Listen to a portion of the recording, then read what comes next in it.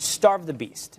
This is a theory Republicans have held to for some 30-odd years. Don't give the government another dollar. Do you guys think starve the beast is a legitimate philosophy in how we approach taxes and spending? Well, the problem with Ronald Reagan's quote there is that your kid can't borrow from China. And we can. And you can say that over this time period, and we saw this with George Bush, and he followed the philosophy of starve the beast, and yet earmarks exploded under Denny Hastert, the Republican Speaker of the House. So starve the beast hasn't really worked when it comes to government spending, and this might be some kind of bad news for our viewers.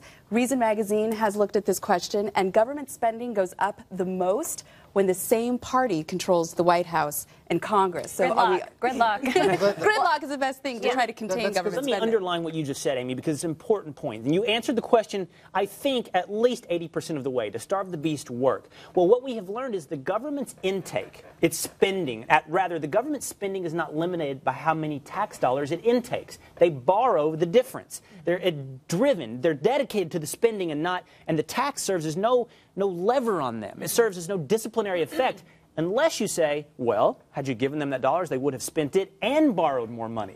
There's that possibility. If you look at the history of taxation, too, in this country, I think it's kind of instructive. You know, the income tax, the personal income tax, started in 1913, had a top rate of 7%, and that was only on people at that time earning over $500,000 a year, and it was never going to increase. Which would be like $11 million today. And when the federal government first got this thing going, they were like, look, it's never going to be more than, it's only for the super rich. And of course, we've seen now just, you know, the vast increases in all the different kinds of taxes. And even in more recent history, you know, when Bill Clinton was running, he said, look, we're only going to raise taxes on what? The top 2%, I think it was. And very soon thereafter, they found a more politically expedient way than raising the middle class's income tax, because that looks like, you know, that's bad politically, right? So they said there's going to be a gas tax, we're going to raise taxes on electricity. They're going to find other ways to get that revenue. So government spending, sort of like government growth, and government taxation, I should say, only goes in one direction, only has over the course of our history, as your charts have shown. So I'm going to posit an additional theory.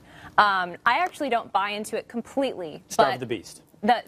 So it's an alternative theory to starve the beast. It's actually a critique of starve the beast, which says that essentially when you don't make Americans pay for what they're spending, they'll demand more of it. People demand more of what's on sale. And so starve the beast makes people demand more and more government services and more spending because they think they're getting all of this stuff for very little that they're actually paying out of pocket. And that suggests, well, some people that subscribe to this view would say we should increase taxes to match spending levels, and then people will realize they don't want to be taxed that high, and that will cause them to lower spending levels. However, I don't buy that last part. I do think that if you raise taxes, it's really hard to lower them back to where they need to be. So what I would say is with starve the beast, it's incomplete by itself. It has to be coupled with spending cuts. And I really haven't heard much of that coming out of anybody until the Tea Party emerged a couple years ago. It was all about taxes, taxes, taxes. It's really about spending, spending, spending. And starve the beast does not do enough to talk about spending.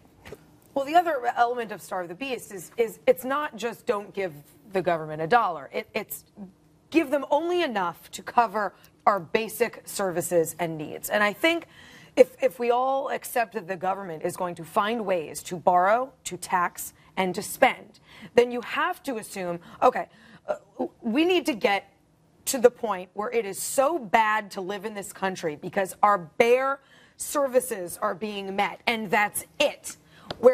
Until we finally decide, okay, we need some serious austerity measures, because until we're faced with those very real kind of scenarios, I think we'll always find some people who are willing to subvert the system, find ways to borrow, tax, and spend to get all the goodies that we're used to living with. I wonder, Will, if it's even possible to turn the spending machine around now. I mean, as we've seen, you were talking about the Tea Party, and clearly that was sort of a national moment when people realized, wow, we're going bankrupt as a country if we keep doing what we're doing. But now here we are at the presidential election. It's coming just 2 weeks away. We're going to figure out who the next administration is going to be. And I've said it before, entitlements have won. We've gone from cutting, as you say, you've got to do spending cuts, to reform over a 10-year window when we hope that maybe we can control enough of the House and Senate to get it done.